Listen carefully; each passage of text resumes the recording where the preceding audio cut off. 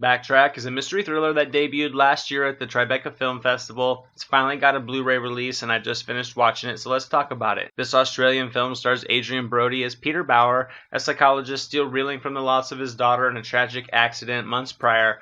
Focusing on his work to take his mind off the grief, he begins to notice something very unsettling about his patients, and soon dark secrets from his past begin to unearth themselves as he begins to struggle to maintain his own sanity. This was a very enjoyable film. Yes, it was a rather standard setup that we have seen in the genre before, but the writing was solid and it did a great job of using misdirection to get the most impact from its well-delivered plot twist. Adrien Brody's character was also one we have seen before, but he made the most out of the material. He captured the emotions needed to connect me with the character at least, and he was a good fit for the role and gave the character enough personality to build an interest in what would happen to him later in the story.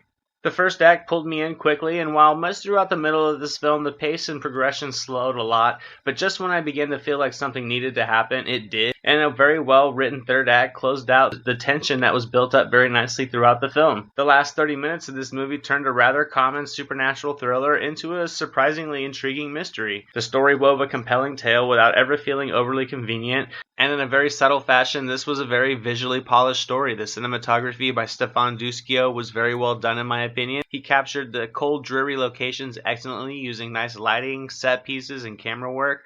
There was also some nice visual effects that definitely delivered the intended impact. While I wouldn't class this as a horror film, it was still a suspenseful story that will make you jump a few times without using the go-to cheap jump scare approach that we've all seen so many times, and I'll give Backtrack a solid B-. The performances were very good. Sam Neill was a great side character who had some intriguing scenes with Brody, and for anyone who likes a well-crafted mystery, this is certainly worth a watch.